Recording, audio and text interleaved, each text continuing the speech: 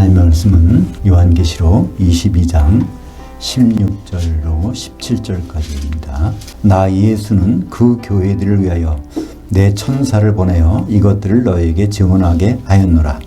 나는 다윗의 뿌리요 혈족이니 곧 광명한 그 새벽별이라 하시더라.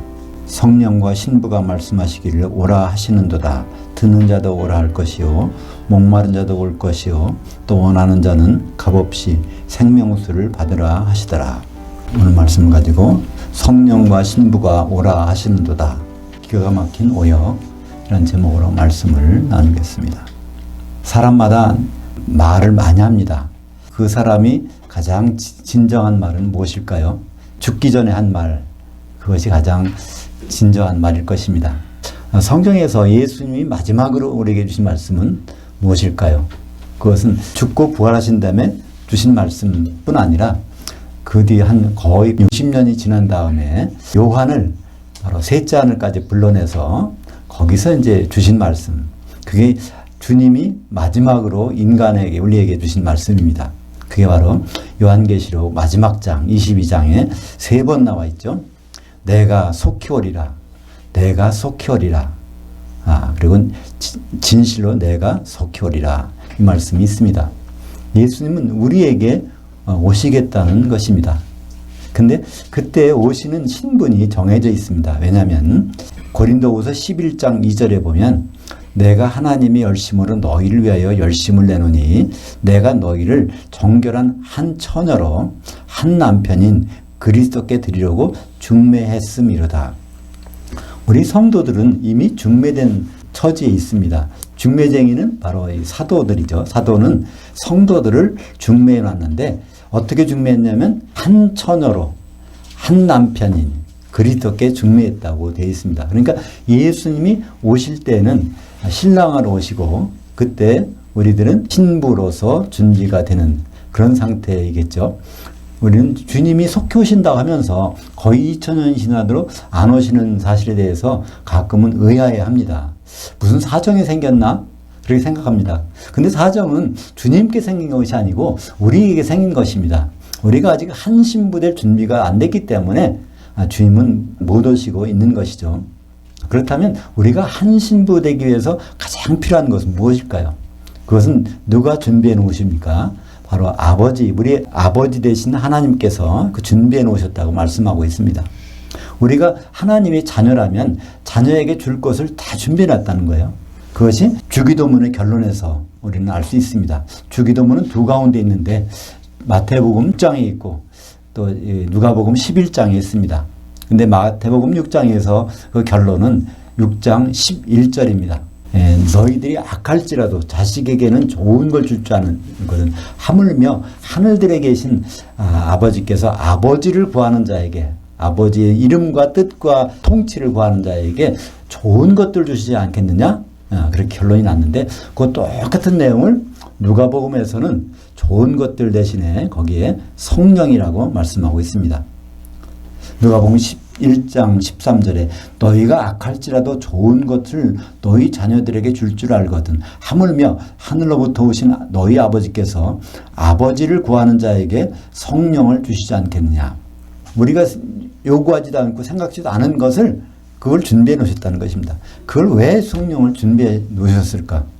우리는 그것을 알아보기를 원합니다. 그러니까 성령을 준비해 놓으셨는데 우리는 성령에 대해서 그냥 별게 아닌 걸로 생각합니다. 왜 그렇죠? 그러니까 성령은 믿을 때 성령을 받는 걸로 생각하니까. 또 성령이 많은 성경 부분에서 의역이 되어 있으며 성령이 아닌 것을 성령이라고 했기 때문에 그 문장을 읽는 동안에 성령은 이런 것이구나 이렇게 치부해버리고 맙니다. 근데 성령은 바로 성령이라고 말씀하신 성경 구절에서 확인할 수가 있습니다.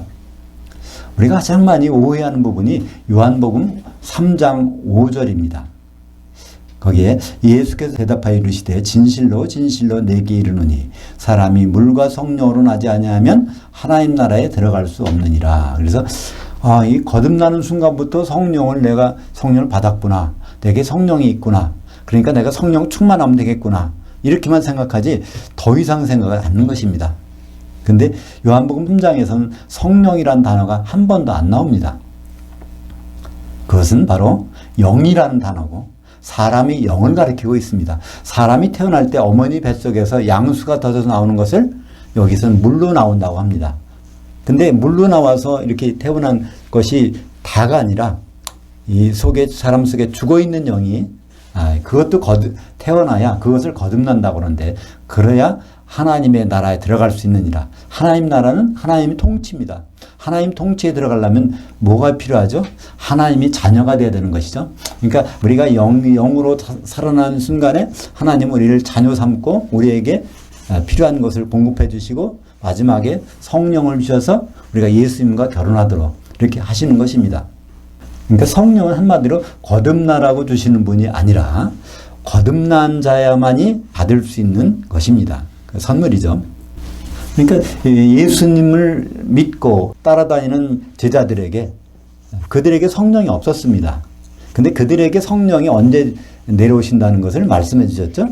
예수님은 말씀하셨습니다. 요한복음 7장 38절 39절에 나를 향하여 믿는 자는, 거듭난 자는 성경의 이름과 같이 그 배에서 생수의 강이 흘러나오리라. 이거는 이제 미래에 그렇게 된다는 거예요. 이는 그를 향하여 믿는 자들이 받을 성령을 가리켜 말씀하신 것이라. 근데 제자들은 한 명도 성령 받은 적이 없었습니다. 거기 예수께서 아직 영광을 받지 않으셨으므로 성령이 그들에게 계시지 아니하시더라. 그 성령은 언제 내렸습니까? 사도행전 1장 5절에 보면 너희가 몇 날이 못 돼서 성령으로 세례를 받으리라. 그때 몇 날이 못 되어가 바로 열흘이죠.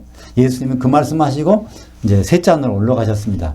그 열흘 후에, 즉 오순절 날에 성령이 사도들에게 내렸고, 그날 저녁에 3,000명의 성도들에게 성령이 내려서 바로 교회가 탄생된 것이고, 그러니까 교회는 성령의 거주지입니다. 성령께서 계시는 곳이에요.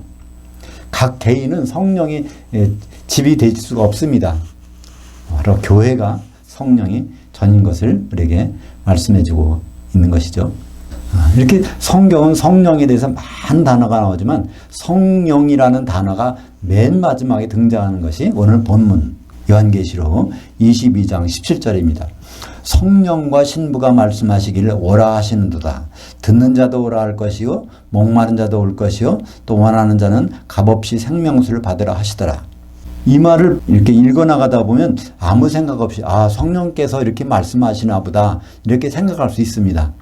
그런데 이것의 원전에 보면 여기도 성령이란 단어가 없습니다. 어떻게 됐냐면 그 영이라고 돼 있어요. 그러니까 성령과 신부는 그 영과 그 신부입니다. 그 영과 그 신부. 그 둘이 거기서 말하는 거예요. 그 전절에 보면 예수님이 나타나셨습니다. 그러니까 예수님께 이렇게 말씀하시는 거예요. 그러니까 오라 이렇게 반말하는 게 아니라 예수님께 당신 주님이 오시옵소서, 이제는 올 때가 되지 않습니까? 빨리 오세요. 그렇게 하는 것입니다. 그 영과 신부가. 이제 그 다음 내용도 완전히 달라지는 것이죠. 그러니까 전혀 다른 내용인데 번역이 잘못됐기 때문에 우리는 여기 대해서 별 생각 없이, 거기서 생명수는 물론 생수니까 성령을 가리키는 것이죠. 그래서 이제 주님께 오시라고 하면서 또 성도들에게는 결국 성령으로 충만하라, 이런 내용이 담겨져 있는 것입니다. 그러니까 아버지께서 성령 주시는 이유는 무엇일까요? 분명히 여기서 나오죠. 성령 주시는 이유가. 아버지께서는 예수님의 혼인을 앞두고 계십니다. 그것이 창세기 2장 24절에 바로 아담과 하와의 결혼식을 통해서 하나님께서 선포를 하십니다. 남자가 부모를 떠나 그 하나님과 합해서 한 몸을 이룰지로다. 하나님 뜻을 선포하시는데 에베소서 5장 31절과 32절에 보면 그것이 그리스도와 교회의 혼인이라고 말씀하고 계시죠. 그러니까 하나님 아버지께서 아주 창세전부터 세우신 계획이 있는데 그것은 예수님과 교회의 결혼입니다. 근데 예수님과 교회가 결혼할 때 교회는 많은 성도들이 있거든요. 근데 많은 성도들과 예수님은 결혼할 수 없습니다. 왜냐하면 남자가 부모를 떠나 그의 한 아내와 결혼한다고 돼 있으니까 그의 한 아내, 한 몸을 이루어야 되는 것입니다. 그러니까 결혼식을 위해서 하나님 아버지께서는 뭐를 보내주실까요? 바로 성령을 보내신 것을 알 수 있습니다. 에베소서 4장 3절에 보면 평안의 매너줄로 성령이 하나 되게 하신 것을 힘써 지키라. 성령이 뭘 하는 분일까? 이것을 여러 가지 생각할 수 있는데 아주 단적으로 하면 이것은 바로 하나 되게 하시는 분입니다. 다른 일은 능력 주는 거, 능력 받는 거, 그건요, 성령이 아니라도 다른 아버지를 통해서 받을 수 있고 예수님을 통해서 받을 수 있고 많이 있지만은 바로 하나 되게 하는 것은 성령께서만 하십니다. 평안에 매는 줄, 이것은 이 자체가 성령을 설명하고 있는 거예요. 평안이란 단어, 에이레는 바로 하나 되게 하는 것, 끊어진 것이 연결되는 것이 바로 에이레라는 뜻입니다. 그러니까 평안에 매는 줄이라는 것은 연결되는 줄로서, 연결시키는 줄로서 그런 뜻입니다. 성령이 하나 되게 하신 것을 힘써 지키라. 이때 힘써 지키란 말은 스푸드라는 동사를 썼습니다. 그러니까 그것은 스피드를 내라. 예수님은 신랑으로 준비가 되셨는데 신부는 아직 준비가 안 됐으니까 빨리 속도를 내서 예수님 대림하시도록 하라는 그것이 바로 에베소서 4장 3절인 것이죠. 근데 그 일은 어디서 일어날까요? 우리는 많이 이제 우리가 생각도 그렇고 찬송할 때도 우리가 주님 오시면 우리가 신부가 되어서 주님 만난다고 이렇게 찬송하죠. 그렇게 알고 있지만 우리는 신부로서 주님을 만나는 것이 아닙니다. 우리가 예수님이 신부 되는 것은 공중에 올라가서 거기 신부실에서 성령의 기름으로 하나의 신부가 되는 것입니다. 근데 그것이 이제 지상이 아니라 공중에서. 그러니까 지상에서는 예수님의 신부를 찾아볼 수가 없어요. 성도들만 있고 그것이 이제 공중에서 이루는 것이죠. 그것이 어디 나옵니까? 데살로니가전서 4장 17절에 있죠. 주께서 호령과 천사장의 음성과 하나님의 나팔로 하늘로부터 친히 강림하시리니 그때까지 죽어있던 사람들은 부활해서 그리고 살아있던 사람들은 몸이 변화돼서 공중으로 올라가서 주님을 만난다고 되어 있습니다. 거기에 주님을 영접한다고 되어 있는데 영접이 아니라 그 단어는 주님을 일단 만난다는 것이 모든 성도가 주님을 만나게 되어 있어요. 어떻게 만날까요? 교회의 소속으로 만납니다. 요한계시록 1장 13절에 보면 인자가 7 촛대 가운데서 만나는 장면을 볼 수 있습니다.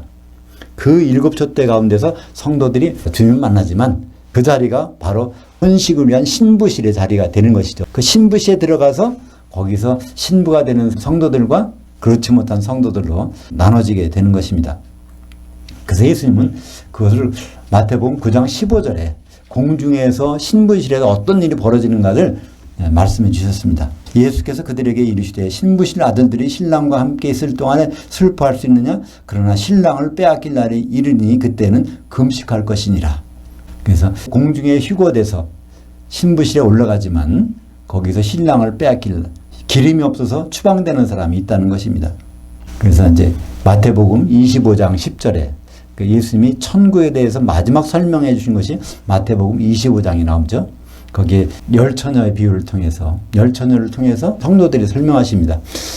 다 등을 들고 신랑을 기다리는데 그러니까 다 처음엔 성령 충만했는데 기름이 있어야 불이 켜지니까 성령이 충만하지 않았습니까?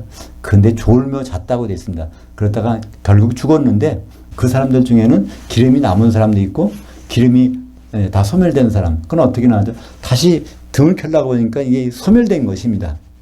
그래서 기름이 준비된 자들만 이제 혼인잔치들에 들어가는 것을 우리는 확인할 수 있죠. 그게 마태복음 25장 10절입니다. 그들이 살아간 사이에 그 성령의 소멸된 처녀들이 살아간 사이에 신랑이 오므로 기름을 준비했던 자들은 함께 혼인잔치 들에 들어가고 문은 닫힌지라. 여기 혼인잔치 들 복수라고 되어 있죠. 마태복음 22장 4절에 보면 거기는 혼인잔치의 모든 사람들 길거리 나가서 다 데리고 오라고 합니다. 모든 성도는 다 공중으로 올라가는 거죠. 그런데 혼인잔치 만찬에는 거의 예복을 입은 사람, 성령으로 잠겨있는 그리스도의 옷을 입은 사람들만 그 자리에 들어가는 것을 알 수 있습니다. 그래서 마태복음 25장 46절 주님이 재림했을 때 그리스도의 심판대가 열처녀의 비유로 나오고 그 다음에 달란트의 비유로 나오고 양과 염소의 비유로 나오는데 마태복음 25장 46절 그들은 새끼 염소들은 영벌에 의인들 양들은 영생에 들어가리라. 그때 영벌이라는 것은 영은 영원하다는 뜻인데 그 단어가 아이오니오스라고 그랬습니다. 헬라어 아이오니오스는 한 시대인데 이게 1000년이죠. 1000년 동안에 벌 받는 것. 어디서요? 지옥에서. 근데 양들은 1000년 동안 주님과 같이 있는 삶을 사는 거니까 그것을 영생이라고 말씀하고 있습니다. 이 계시록에만 해도 성령이란 단어가 13번이 나와요. 근데 13번이 다 성령인 것은 하나도 없습니다. 그러니까 성령이 아닌 것이 계시록에 보면 굉장히 많이 나오니까 우리는 성령을 오해하게 되고 혼동하게 됩니다. 그러니까 성령이 교회들이 가시는 말씀을 들을지어다 그렇게 7번이 나오니까 우리는 지금도 성령이 교회들이 가신 말씀을 들어야 되나 보다 이렇게 생각하고 있잖아요. 근데 그것은 잘못된 번역입니다. 성령은 지금 교회를 향해서 말씀을 하지 않으십니다. 성령께서는 교회 안에 들어와 계시거든요. 교회 바깥에 나와서 지금 무슨 말 그런 분이 아니에요. 그죠? 요한계시록 2장 3장에 그 7번이 나오는데 2장 7절을 보면 귀 있는 자는 그 영이 교회들에게 하신 말씀을 들을지어다. 이기는 자는 내가 하나님의 낙원에 있는 생명나무의 열매를 주어 먹게 하리라. 그래서 귀 있는 자는 그 영이 교회들에게 하시는 말씀을 들을지어다. 그래서 성령이 말씀하시는 것이 아니라 성령이 속에 계신 그 교회를 향해서 예수님의 천사가 말씀한다는 그런 얘기입니다. 성령께서 갑자기 교회에 계시다가 외출하셔서 무슨 말씀해 주는 것이 전혀 아닙니다. 그러니까 오늘 본문에 나오는 요한계시록 22장 17절도 성령과 신부가 말씀하시기를 그때 성령이 아니라 그 영인 예수님의 천사입니다.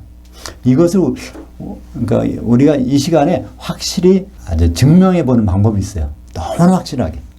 그것이 바로 멀리 가지 않고 요한계시록 22장 16절을 보면 우리는 그 사실을 알 수 있습니다. 다시 한번 16절을 볼까요? 나 예수는 그 교회들을 위하여 내 천사를 보내어 이것들을 너희에게 증언하게 하였노라. 그러니까 교회들에게 증언하게 하는데 누가 증언하냐면 내 천사가 가서 교회들에게 말씀하도록 했다는 것입니다. 이미 요한계시록 2장과 3장에서 교회들에게 하시는 그 말씀한 분은 성령도 아니고 예수님도 아니고 예수님의 천사를 보내서 예수님 모습을 하고 교회에게 그 말씀했다는 것입니다. 성령이 교회들에게 하신 말씀은 원래 원전에는 그 영이 교회들에게 하신 말씀을 들을지어다. 근데 그 영이 예수님은 뭐라고 하셨죠? 내 천사를 보냈다는 거예요. 예수님의 천사를 보냈는데 거기서 말씀하신 분은 그 영이 말씀하시니까 그 영은 바로 예수님의 천사입니다. 그렇죠? 그러니까 천사는 다른 말로 영입니다. 그러니까 영적인 존재는 세 가지죠. 하나님도 영이시고 사람도 영적인 존재인데 또 천사도 영적인 존재입니다. 그게 어디 나오죠? 히브리서 1장 14절에 모든 천사라는 것은 하나님의 부르시는 영들로서 천사들은 영들이라는 거예요. 구원받은 상속자를 도우라고 보내심이 아니요. 천사는 모두 영적인 존재입니다. 물론 요한계시록에서는 천사를 뭐로 표시합니까? 별로 표시하는데 그 7별 그것은 7 천사면서 7 영이 되는 거예요. 요한계시록에서 7 영은 성령이 아닙니다. 어느 분들은 내게 성령이 7 영으로 표시되어 있다. 그러니까 강화되어서 7이라는 것은 완전수니까 성령이 능력이 강화돼서 7 영이라고 한다. 근데 그것은요. 그 단어를 번역해 보면 7 영들 천사 7일 되는데 천사 7이 성령입니까? 그건 아니거든요. 예수님은 내 천사를 보내서 교회들에게 말을 했고 근데 교회들에게는 그 영이 가서 말을 했고 그러니까 그 영이 예수님 천사지 그건 성령과는 전혀 관계가 없습니다. 근데 요한계시록에 그러면 성령이 없다는 얘기일까요? 그렇지 않습니다. 요한계시록은 예수님의 천사가 교회에게 하신 말씀이기 때문에 교회 안에는 누가 계시죠? 성령이 계시니까 성령이 외출한 분이 아니잖아요. 그죠? 그러니까 교회에 대해서 하신 말씀이기 때문에 성령이란 단어가 안 나오는 것이지 요한계시록에는 바로 성령이 충만합니다. 어디예요? 교회 속에. 그 교회는 결국 뭐가 되죠? 그리스도의 신부가 되잖아요. 그러니까 신부 속에는 성령이 충만한 거예요. 그러니까 그 영과 신부가 말씀하시기를 그래서 마지막에 생명수를 먹으라고 하는 얘기는 그 생명수, 성령이 어디 계시단 말입니까? 그 영, 예수님 천사가 성령이 있는 게 아니라 바로 그 신부, 어린 양의 신부인 그 세마포수는 신부 속에 성령이 들어가 있는 것이고 그것은 미래의 신부의 모습이지만 지금 현재에는 우리 교회의 모습입니다. 그죠? 그러니까 성령을 마시려면 어디에 와야 될까요? 지금은 교회고 시간적으로 우리가 그 예수님이 오신 때를 생각하면 그건 바로 신부 속에 성령이 충만한 것이죠. 왜냐하면 예수님의 신부가 어떻게 만들어집니까? 한 세마포옷을 입은 예수님의 신부가, 그 어린 양의 신부가 그 세마포옷을 가만히 보니까 성도들의 의로움들이더라. 성도들이 아주 그 기름으로 하나 된 그 덩어리가 세마포옷을 입은 어린 양의 신부라는 것입니다. 사실 그 요한계시록 읽어보면 우리가 알쏭달쏭한 부분이 많이 있어요. 사도 요한도 말하기를 인자 같으니, 일찍 죽임을 당하신 같으니, 힘센 천사, 또 다른 천사. 이분이 예수님이라고 말한 적이 없어요. 왜냐하면 예수님이 자기 배역을 맡은 천사를 보내서 요한계시록 1장부터 말씀하시기 때문에 그렇습니다.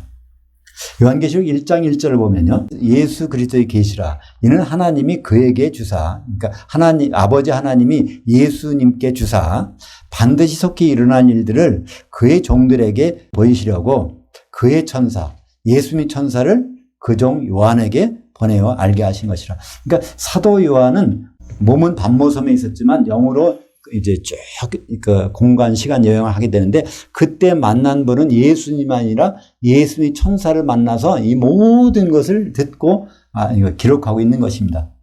그게 어디까지냐면 오늘 그 요한계시록 22장 16절 전까지.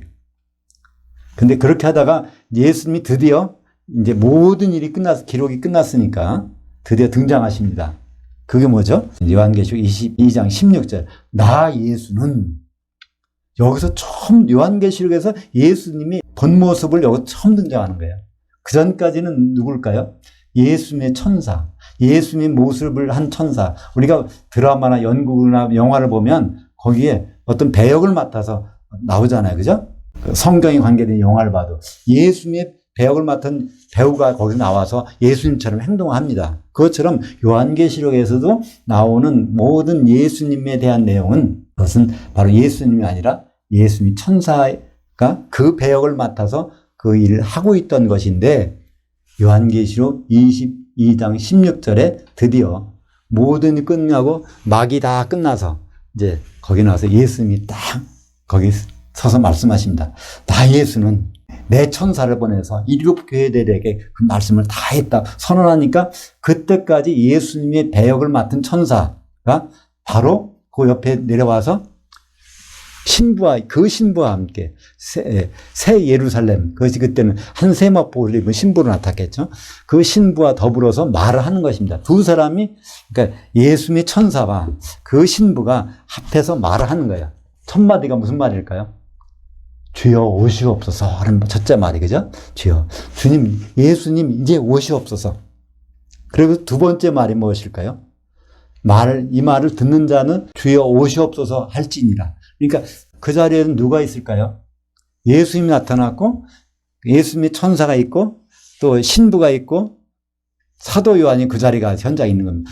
그 자리 현장에는 네 사람 있는 거예요. 그죠? 그러니까 그 예수님의 천사와 신부가 같이 둘이서 말하는 겁니다. 예수님과 말할 때는 주여 오시옵소서. 그러니까 존댓말 해야 되겠죠. 우리 번역된 것만은 반말했는데요. 그죠? 존댓말. 그리고 이제 이 말을 듣는 자, 그 자리에서 그 말을 듣는 자는 사도 요한이 거기 듣고 있으니까 너도 주여 오시옵소서 하라는 것입니다. 그리고 이제 이 말을 듣는 자 모든 사람은 초청합니다. 거긴 마지막 초청이 목마른 자 놓을 것이요 원하는 자는 값없이 생수를 받으리라 하시더라. 그래서 목마른 자 그 3인칭으로 했어요. 3인칭. 원하는 자 3인칭입니다. 이제 요한계시록에 기록된 내용을 이제 듣고서 목마른 자 또 원하는 자 그 사람들은 다 와서 이걸 마시라는 겁니다. 어디서 와서 마시라고요? 그 영과 신부가 말씀하시기를, 그러니까 그 영과 신부한테로 오는데 둘 중에 누가 성령을 줄까요? 그것은 신부입니다. 그죠? 신부는 원래 성령은 신부 만들기 위해서 하나님이 선물로 준 거기 때문에 그 천사는 성령을 갖고 있을 필요도 없고 갖고 있지도 않아요. 그죠? 예수님도 성령을 안 갖고 계시죠. 그 셋째 안에 올라가서 성령을 보내주셨으니까 성령이 여기 계시니까 거기에는 셋째 안에는 성령이 없지 않습니까? 그러니까 여기에서 이 말씀은 바로 목마른 자, 원하는 자에게 성령을 주시겠다는 것입니다. 다시 말하면 우리가 성령을 마시고 싶은데, 성령을 먹고 싶은데 어떻게 해야 먹을 수 있을까요? 목이 말라야 됩니다. 그죠? 목마르지 않으면 먹을 수가 없다는 거예요. 성령은. 성령이 갈급하지 않으면 성령이 어떻게 하실 방법이 없어. 우리가 과연 내 성령 충만한가? 내 성령 충만하지 않은 것 같은데? 그러면 내가 세상 것에 너무 배불러 갖고 성령이 목마르지 않아서 내가 없을 수가 있습니다. 그죠? 또 원하지 않아서 세상 게 너무 좋은 것이 있는데 그러다 보니까 성령은 원하지 않아서. 이게 명령문이거든요. 목마른 자가 오라는 거예요. 또 그 원하는 자가 와서 생명수를 마시라. 생명수는 요한복음 7장 38절과 39절에 있는 것처럼 예수님이 보내주실 성령인 것입니다. 성령은 다른 데 있는 것이 아니라 신부 가운데 있었고 미래에는 그 신부는 지금은 교회고, 그러니까 교회 안에서 우리는 갈급한 자, 성령이 갈급한 자 교회에서, 성령이 갈급한 원하는 자 교회에서 얼마든지 마실 수가 있는 것입니다.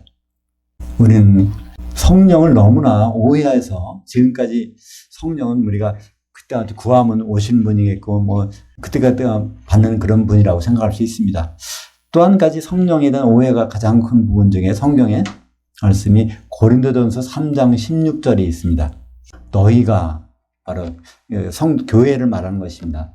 하나님의 성전인 것과 하나님의 성령이 너희 가운데 계시는 것을 알지 못하느냐. 그러니까 성령이 어디 계시다는 것을 확실히 말씀해 주고 있는데 우리는 그 말씀을 받으면서 너희가 그러니까 그거를 복수가 아니라 단수를 받아들여요. 내가 거듭날 때 성령 받았으니까 내 속에 성령이 있다. 성령은 사람 마음속에 계시는 분인가 보다. 이건 사람들이 해석해서 각색해서 갖고 있는 생각이에요. 성령은 사람들의 마음속에 있을 수는 있지만 전제 조건이 있습니다. 그 사람이 교회 안에 있을 동안에, 다른 성도들과 교통하고 있는 동안에, 그때는 성령 충만한 곳에 들어가 있으니까 성령이 그 사람이 마음속에 침투해 있을 것 분명한 일이죠. 우리가 풀장에 들어가면 물에 빠지면 뼛속 깊이까지 그 물이 들어오는 것처럼 우리가 그런 속에 있을 때 성령은 우리 속에 계시는 것이지, 그 물에서 나오는 순간에 찌그러진 깡통이 그 기름통에 들어가면 거기에 기름이 담겨지지만 그 깡통을 빼내면요, 거기엔 기름이 들어갈 수 없잖아요. 다 새나가니까. 그래서 성령은 항상 어디에 있다고 예수님 말씀하셨을까요? 마태복음 18장 20절에 두세 사람이 내 이름으로 모인 곳에 내가 거기 있느니라. 그러면서 내 이름, 예수님의 이름으로 보내주신 성령. 지금도 예수님은 셋째 하늘에 가 계시지만 예수 이름으로 보내주신 성령은 우리가 적어도 두세 사람이, 성도들이 하나가 아니라 두세 사람이 영적으로 교통하는 곳에 성령은 자리 잡고 계신 것입니다. 쉽게 생각해서요. 지금 앉아 계신 의자는 보통 다리가 4개겠죠. 또 어떤 의자는 산발이 같은 건 3개도 있는데 그 자리가 발이 제대로 있어야 거기에 사람이 앉을 수 있지 않습니까? 그건 하나님이 법칙이에요. 성령이 거기에서 머무시려면 적어도 두세 사람이, 성도들이 영적으로 교통하고 연합하는 그런 곳에 성령은 계시겠다고 했으니까, 그렇지 않은 곳에 개인에게 속이 있다면 이거는 하나님 말씀을 번복하는 거니까 그런 일이 있을 수가 없습니다. 아버지가 주신 최고의 선물, 성령. 우리는 그냥 지나가는 말로 지금까지 생각했지만 너희가 악할지라도 자녀에게는 좋은 것 줄 줄 알거든. 하물며 하늘의 아버지께서 너희들에게 좋은 것 주시지 않겠느냐. 누가복음 11장 13절에는 성령 주시지 않겠느냐. 하나님이 준비해놓고 가장 주고 싶은, 가장 우리에게 필요한 것, 그거는 성령밖에 없습니다. 다른 건 얼마든지 많이 주실 수 있지만 그건 없어질 거예요. 성령을 주시려고 그러는데 성령에 대한 오해가 있어서, 번역이 잘못돼서, 성령은 거듭날 때 이미 나에게 들어와 있는 걸 생각하고 개인적으로 각각 가지고 있는 소지품을 생각해서 우리는 성령의 충만함을 받을 수가 없는 것입니다. 성령은 오늘 말씀 중에서 그 영과 신부가 말씀하시기를 내게 와서 성령을 마시라. 그 신부 속에 성령이 꽉 차 있는, 그것은 미래의 모습입니다. 그것이 시간 여행에서 다시 오늘 현재로 온다면 교회 안에 성령은 충만하고, 그것이 교회고요. 성령이 충만하지 않는 교회가 있다면 그건 교회가 아닌 것이죠. 그냥 사람들의 사교 집단이지. 성령이 충만한 곳에 있다면 거기에서 우리는 성령을 마실 수 있는 것입니다. 고린도전서 12장 13절에 우리가 유대인이나 헬라인이나 종이나 자유인이나 다 한 성령으로 세례받아. 이 세례받았는 것은 잠겨져서, 거기 잠겨졌다는 얘기를 우리말로 세례라고 번역한 것 뿐입니다. 한 몸이 되었고 또한 다 한 성령을 마시게 하셨느니라. 그러니까 성령 속에 들어와 있으면 그냥 우리는 꿀꺽꿀 마신다는 거예요. 우리는 과연 우리가 어디에 있는지, 우리가 정말 성령을 마시고 있는지 안 마시는지 매일매일 우리는 점검해야 되지 않겠습니까? 우리가 하나님의 자녀라면 하나님이 준비해 놓으신 그 최고의 선물을 우리가 받고 있는지, 그렇지만 안 받았는지 우리는 확인할 수가 있어요. 로마서 14장 17절에 하나님의 통치는 바로 먹고 마시는 것이 아니요 오직 성령 안에 있는 의와 평강과 희락이라. 그러니까 성령에선 반드시 세 가지가 있다는 거예요. 의와 평강과 희락. 이것이 우리에게 있다면 우리는 성령에 잠겨 있는 것이고, 그것이 없다면 우리는 어딘가 다른 곳에 있는 것입니다. 진정한 교회가 아니라 세상적인 집단에 있는 것입니다. 그렇다면 우리가 빨리 그 통치 안에 들어와야 되겠죠? 성령 안에 있는 의라는 것은 죄로부터 자유함입니다. 의는요, 모든 사람은 죄인이기 때문에 거기에 의로지려면 예수님의 능력밖에 없어요. 그죠? 그러니까 의가 있다는 얘기는 예수님이 주신 성령으로 가득 찼다는 얘기입니다. 그죠? 마지막에 의가 가득 찬 것, 성도들의 의로움들, 그게 어린 양의 신부 아닙니까? 그 다음에 평강이라는 건 연결된 것. 우리가 하나님과 어떻게 연결될까? 성령으로 성도들이 연결되는 것. 희락.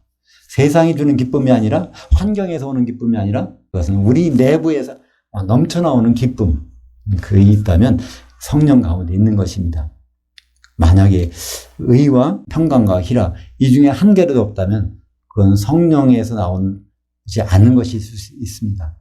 예수님이 주신 마지막 요한계시록 22장에 거기에서 예수님이 나타나셨을 때 그 영과 그 신부가 우리 성도들에게 하시는 말씀, 목마른 자, 원하는 자, 생명수인 성령을 마시라. 그 음성은 예수님 오실 때까지 교회 안에서 우리들에게 쟁쟁이 울려 퍼질 것입니다. 기도하겠습니다. 아버지 하나님 감사합니다. 아버지 하나님은 천지를 창조하시고 이 세상의 모든 것을 가지고 우리에게 주실 수 있는데, 그 중에서 가장 주시고 싶어하는 것은 성령이라고 하셨습니다. 아버지 하나님이 예수 그리스도의 혼인잔치에 우리를 초청해 주셔서 우리를 결혼에 초대해 주셨는데, 그때 있어야 될 것, 성령의 기름인 것을 우리는 다시 한번 확인합니다. 우리가 두세 사람이 모일 때 성령 안에 있는 의와 평강과 희락이 항상 넘쳐나는지 확인하는 성도들이 될 수 있도록 은혜를 베풀어 주시옵소서. 감사드렸고 예수님의 이름으로 기도합나이다. 아멘.